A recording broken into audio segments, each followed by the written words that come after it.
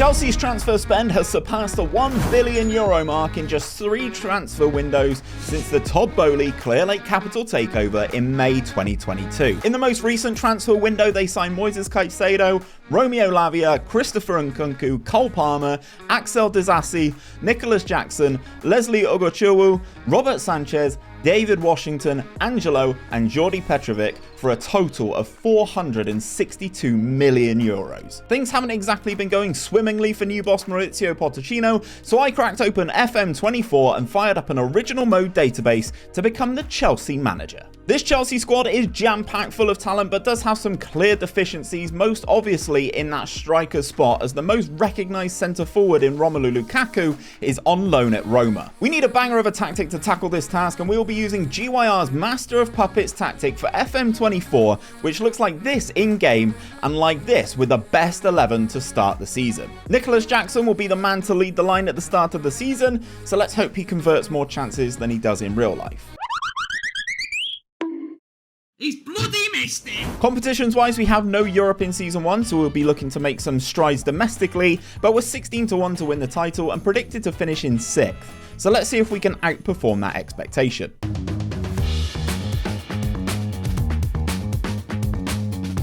Before we get into the results of season number 1, you can now order Football Manager using the link in the description for £35.05. That will save you 22% compared to Steam. And if you use the code HOODFM at checkout, that will save you just that little bit extra while supporting me as a creator. But that's enough waffle and trying to get you guys to purchase the game. Let's get into the results for season number 1. This season was a real improvement on the last season that Chelsea had in real life, but we're still losing games that we really shouldn't have done. Losses on the road to Nottingham Forest, Bournemouth and Crystal Palace are not acceptable for a side looking to win Premier League titles. With that being said, we did finish the season in 5th place, finishing above the likes of Newcastle and Tottenham, and somehow Brighton even got relegated. That 5th place finish means we will be back in the Europa League for next season, but there is still plenty of work to do. In the domestic cups, we had some interesting results, and we initially progressed past QPR in the Carabao Cup with goals from Reece James, Mykhailo Mudryk, Enzo Fernandez and 𝗕𝗨𝗬𝗡𝗚. We then picked up an impressive result as we knocked out Manchester City from the Carabao Cup with a 4-2 win at Stamford Bridge. Mykhailo Mudryk bagged a hat-trick before Armando Broja bagged the last goal deep into injury time. However, we did exit the competition in the next round at the hands of Manchester United. We took the lead in the game through 𝗕𝗨𝗬𝗡𝗚, but United battled back with goals from a person who I'm not going to mention and Anthony Martial to see us exit the competition. In the FA Cup, we entered in the 3rd round where we took on Premier League Everton and progressed with a comfortable 2-1 win. Up next was League 2 Colchester, who we annihilated 6-1 before taking out Premier League West Ham in the 5th round thanks to this Christopher Nkunku free kick. This set up a quarter-final tie against Brentford, where the English boys in the squad really turned up big with a dominant performance as goals from Raheem Sterling, Reece James and Ben Chilwell all saw us advance into the semi-finals. It was another all-London tie in the semis as we were up against Tottenham at Wembley. Spurs took the lead in the first half through Basuma before 𝗕𝗨𝗬𝗡𝗚 equalised after Nicolas Jackson robbed the ball from Mickey van der Ven. However, Spurs did win the tie to advance to the final thanks to a second half goal from Dejan Kulusevski. So all in all, I think this was a positive season and a definite step in the right direction, and I've been given an absolute war chest to improve the team for next season as we have a transfer budget just shy of £127 million and around £350k a week in wages. A new striker is a must. Let's go get it. Before we start season 2, I do have to say that England and Spain clinched the coefficient spot, so we somehow managed to fluke our way into the Champions League for season number 2. It was a crazy summer transfer window as 20 players left the club and we managed to generate £131 million in player sales. First up, Lewis Hall departed the club for Newcastle for £28 million and Conor Gallagher is now a Dortmund player after a £16.25 million transfer. Marc Cucurella and Romelu Lukaku swapped London for Saudi Arabia as they both left the club for £26 million and £33 million respectively. Kepa returned from his loan at Real Madrid and was sent straight back to Spain, this time joining Sevilla for £20 million. Other big names that departed the club included Hakim Ziyech and Thiago Silva, who both left the club on free transfers. On the income insider transfers, I only recruited 3 players, but I did spend a total of £256 million. We kicked things off by addressing our striker problem as we signed big Serbian Dusan Vlahovic from Juventus for an initial £106 million that will most likely rise to £127 million. Next on my shopping list was a new goalkeeper, and I only had one player that I wanted, and we managed to pick him up, snagging Portuguese goalkeeper Diogo Costa from Porto for £65 million. And last up, we saw one of my favourite players from FM23 in Giorgio Scalvini from Atalanta for a whopping £85 million.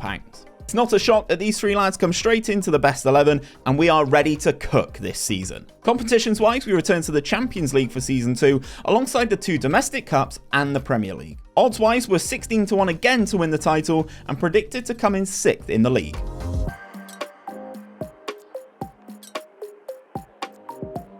Season 2 was absolutely ridiculous and crazy to see how good Chelsea could be with a couple of additions. First up, let's talk about the Carabao Cup. We opened our campaign in September with a 4-1 demolition of Salford at Stamford Bridge before dispatching Arsenal 2-0 in the 4th round. We were on the road for the quarter-finals as we travelled to League One side Reading, who we dominated from start to finish, beating them 5-1 with goals from Mudryk, Vlahovic, Jackson and an own goal from Reading's Tom McIntyre. This sets up a 2-legged semi-final against another team who have spent a lot of money in Newcastle. The first leg was at Stamford Bridge, and we showcase why we are such a strong side.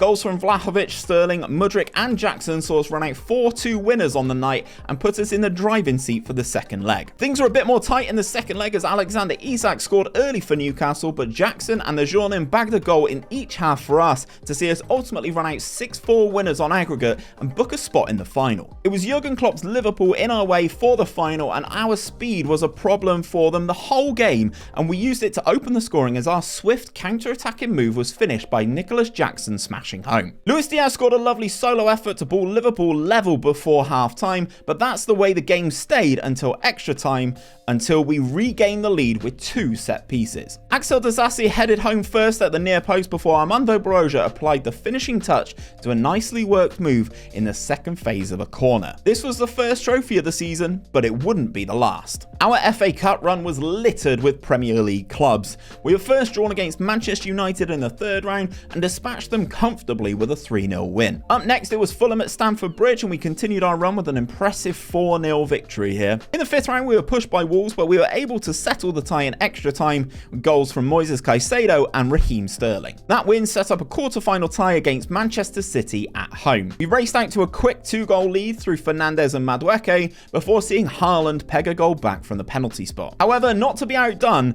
Dusan Vlahovic restored our 2-goal lead on the hour mark, and we ran out 3-1 winners. Into the semi-final at Wembley, we took on promoted Leeds United, who didn't offer a great deal, and we progressed into the final with goals from Fernandes and Sterling. This set up the easiest tie of the run on paper as we took on Championship side Norwich. Dusan Vlahovic netted the only goal of the game in the 3rd minute to see us lift both domestic cups, but we weren't done there. For me, our main improvement was in the Premier League, and we proved to be very consistent throughout the season and even secured the Premier League title in the penultimate game of the season at home to Leeds. This was largely down to the improvement at the top and the tail of the pitch, as Diogo Costa managed to secure an impressive 20 clean sheets throughout the Premier League campaign, and Dusan Vlahovic was the 2nd top goal scorer in the league behind the one and only Erling Haaland. And finally, we have our return to continental competition to talk about. We entered straight into the Champions League phase, where we were drawn against PSG, Sevilla, Celtic, Feyenoord, Real Madrid, Atletico Madrid, Nice and Lazio. Results-wise, we were unbeaten in the league phase, picking up 5 wins and 3 draws, which meant we finished in 6th place and qualified automatically for the round of 16. The draw was made and we were handed Italian side Lazio, a team that we defeated in the league phase. As ties go, this was relatively straightforward as we won the game in Italy thanks to goals from Reece James and Noni Madueke before winning the game back in London with the same scoreline, this time with Levi Colwill and Nicolas Jackson on the score sheet. We advanced into the quarterfinals where we faced Portuguese Premier League champions Benfica, and we were on the road in the first leg. Malo Gusto and Moises Caicedo scored in Lisbon to give us a lead in the tie before a 4-0 demolition job at Stamford Bridge with goals from Reece James, Trevoh Chalobah, Romeo Lavia and Nicolas Jackson. This set up a huge semi-final against Spanish giants Barcelona, where we travelled to the Nou Camp first. It was a very entertaining game, with Barcelona cancelling out our lead on 2 occasions in the game before substitute 𝗕𝗨𝗬𝗜 was able to get on the end of a deep cross into the box and head us into a 3-2 lead with 6 minutes to go. However, the game at the Bridge was much less eventful, finishing 0-0, meaning we'd advance into the Champions League final, where we come up against Pep Guardiola's Manchester City. This was Chelsea's first appearance in the Champions League since winning the competition in 2021, but sadly this time Phil Foden scored the only goal of a cagey game to see Manchester City lift their second Champions League title in 3 seasons. All in all, I think this was a brilliant season, securing a domestic treble, but I was super frustrated to miss out on that Champions League, and it is something that I really do want to win in this rebuild. Looking into next season, I have more transfer budget to spend, even though the club is over £140 million in debt, so let's see where we can improve this team, because it already looks pretty strong. Season 3 summer transfer window was a very interesting one, as the Saudi clubs came calling with offers for our players. Wesley Fofana wanted more playing time, so he joined Al Ahly for £60 million, and goalkeeper Robert Sanchez joined Al Hilal for £29 million. On the incoming side of things, we welcomed a pre-arranged transfer in Ecuadorian youngster 𝗕𝗓𝗓 who joined for £17.25 million, but he instantly departs on loan to Celta Vigo. We spent some of the Saudi money that we received on Sivert Mansvark from Ajax. Attribute-wise, he looks even better than in FM23 and only has 2 attributes that aren't in double digits. He joined us for an initial £75 million, which could and most likely will rise to £105 million. We do also have deals in the pipeline, as Jean-Claude Todibo and Yeremy Pino are set to join the club once their work permits are approved, but I couldn't get them over the line before the start of the season. Going into the season, we must have one of the strongest starting 11s in world football. Mansvark has some 4-star quality to the defensive midfield position, and Datro Fofana returns from his latest loan to occupy the right inside forward spot. I tried hard to get the transfers over the line before the start of the season, but that didn't quite happen, so we've already played in the Community Shield. We took on Manchester City in this game, but we were really put up against it when Christopher Nkunku was shown a straight red card for his challenge on Jarrod Bowen. Despite being down to 10 men, we did take the lead, as both fullbacks combined, as Reece James was able to pick out Ben Chilwell in the box, who smashed beyond Ederson. Matheus Nunes did pull the Champions League winners level before half-time, and that is how the game stayed, so it would be decided on penalties. Yeremy Doku did miss a penalty for City, but Ben Chilwell and Moises Caicedo saw their penalty saved by Ederson to see Pep's men get another one over on us, which was incredibly frustrating. In other competitions, we have the same 4 as last season, but we are sadly 9-1 to retain our Premier League title, as Manchester City are odds-on favourites.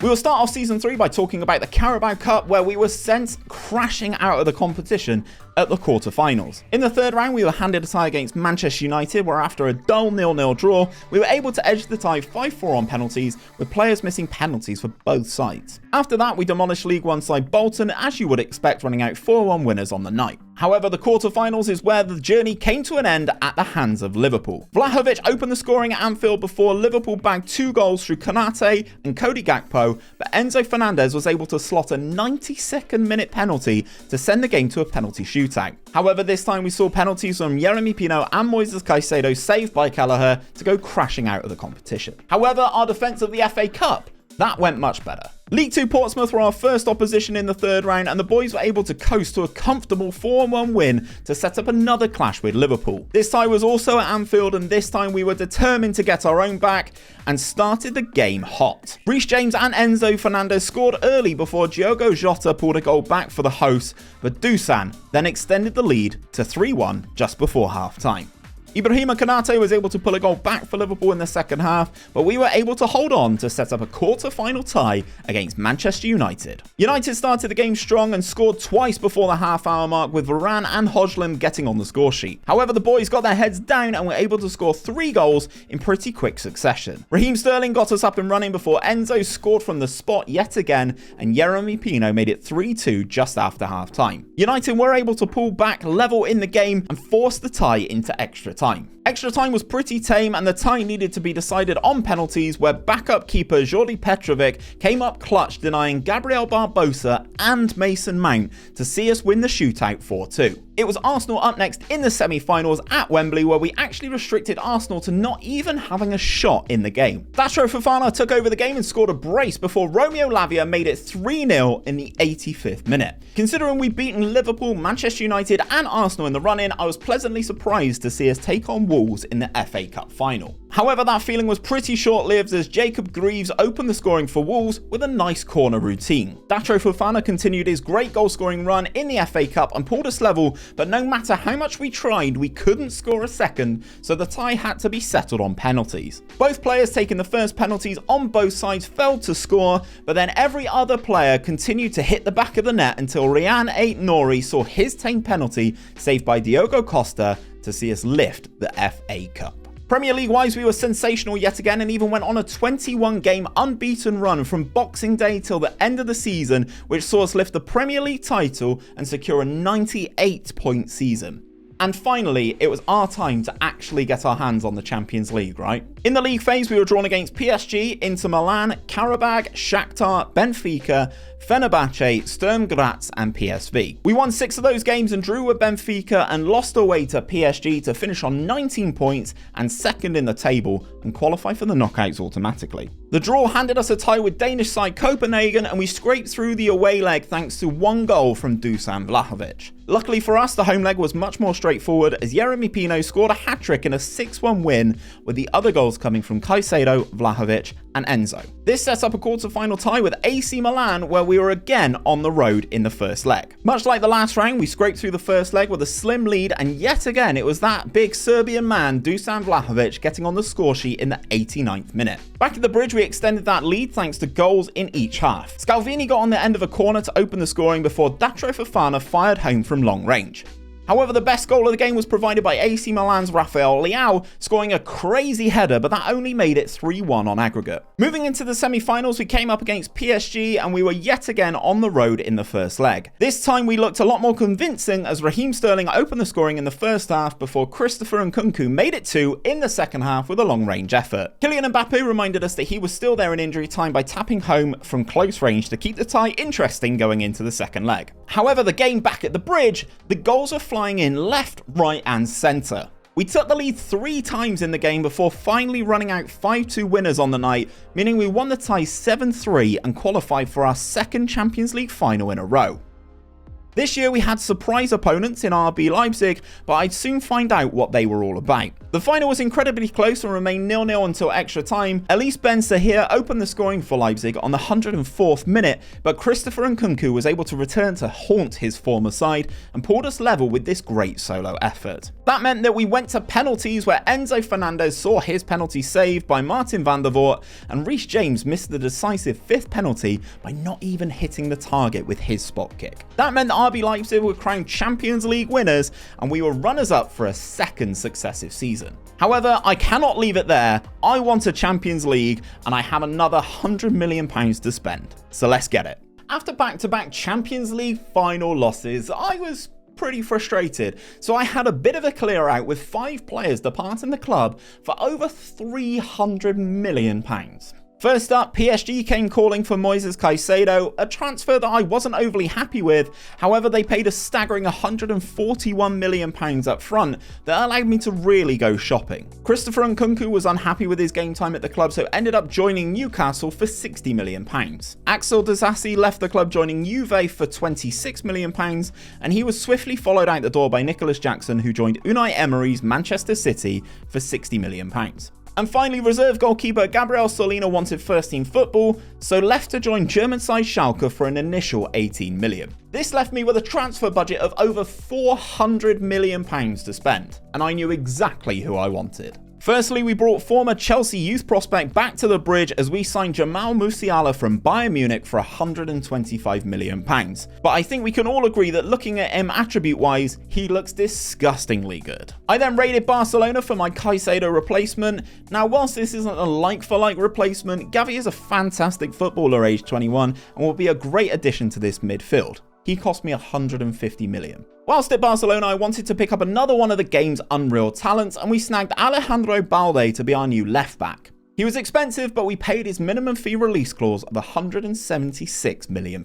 Those signings leave my best 11 looking like this going into the season, and if I don't win the Champions League this year, I will stop playing FM24 before it's even started because this squad is so stacked. Competitions wise, we have the same 5 trophies on offer as last season, however we are still not favourites to win the league after back-to-back titles, but we have closed the gap on favourites Manchester City.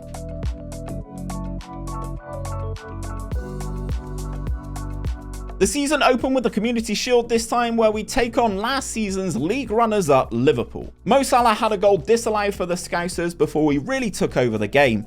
Dusan Vlahovic put us into the lead just before half-time in the game after Liverpool had dominated most of the game to that point. Ben Chilwell added a second not too long in the second half before 𝗕𝗨𝗚𝗓 and Cole Palmer added 2 goals late on to give us a very flattering 4-0 win and lift the Community Shield for the first time in this save. In the Carabao Cup, we blasted through lower league opposition in the early rounds, beating Middlesbrough 6-0 and Stockport 5-0 to set up a quarter-final tie with Liverpool. The game was at Stamford Bridge and we dominated from start to finish. Goals from Yeremy Pino, Jamal Musiala, Datro Fofana and Sivert Mannsvark saw us run out comfortable 5-1 winners on the night. This set up a 2-leg semi-final against Spurs. We were incredibly lucky in the first leg as we were under the cosh for most of the game. Giorgio Scalvini opened the scoring with a long-range effort, but James Maddison was able to equalise from the spot in the second half. However, the game at the Bridge was much more straightforward as we had 4 different goal scorers to win the tie 5-1 on aggregate, with Datro Fofana chipping in with a goal and 2 assists on the night. That result set up another trip to Wembley where we'd face Manchester United in the final. Dusan Vlahovic opened the scoring inside 10 minutes, which actually proved to be the only goal of the game as Manchester United didn't really offer much going forward, but really frustrated us defensively. No matter, we still lifted our second piece of silverware for the season and our second Carabao Cup in 4 years. However, our FA Cup run was much less fruitful. We were drawn against Manchester City in the third round, so travelled to the Etihad for the game. Phil Foden scored the first goal of the game just after the half-hour mark, but we were able to battle back and pull level through this lovely strike from Gavi. But as we were pushing for a winner, we came unstuck. Alejandro Balde gave the ball to Yasser Asperilla, who was able to power City back into the lead, and Jarrod Bowen put the game beyond doubt in injury time. We were able to get our own back in the Premier League, however, as we picked up our 3rd title in a row to firmly cement that we are the best team in the country by beating Manchester City to the title by 6 points. Now then, on to the Champions League. We of course entered the league phase where we were drawn against PSG, Dortmund, Bodo Glimt, Shakhtar, Bayern Munich, Napoli, Antwerp and Nice. We put in some great performances in the league phase, winning 6 of our games, drawing away at Shakhtar and losing in Naples to Napoli. 19 points was enough to see us finishing 4th place and automatically qualify for the knockout stages. This set up a round of 16 tie with Inter Milan and we were on the road in the first leg. The boys really struggled to impose themselves in Italy as Guido Rodriguez and Lautaro Martinez both scored in the first half to give Inter a 2-0 lead in the tie. However, back at the fortress that is Stamford Bridge, we were able to turn it around with goals from Musiala, Balde and Fofana, winning the tie 3-2 on aggregate, but definitely doing it the hard way. The quarterfinals threw up another trip to Italy, and this time we would take on AC Milan. This time the first leg was at home and we firmly took control of the tie as goals from Giorgio Scalvini, Datro Fofana and Dusan Vlahovic put us firmly in the driver's seat going into the second leg. At the San Siro, Milan pushed to get back into the tie, but we weren't having any of it, and even added goals of our own through Enzo from the spot before Reece James got on the end of a free kick to make the tie 5-0 on aggregate. This set up a semi-final tie against who else but PSG. We were on the road for the first game and Enzo Fernandez picked up 2 quick yellow cards to receive his marching orders on 20 minutes, leaving us to play 70 minutes in Paris with just 10 men. Shortly after the red card, Kolo Muani put PSG into the lead and former Real Madrid man Ferland Mendy added another in the second half, leaving us with a really tough task in the second leg. Back at the Bridge, we pulled a goal back quickly as Reece James was able to fire a powerful shot under Donnarumma to give us a lifeline. However, he quickly snatched that lifeline away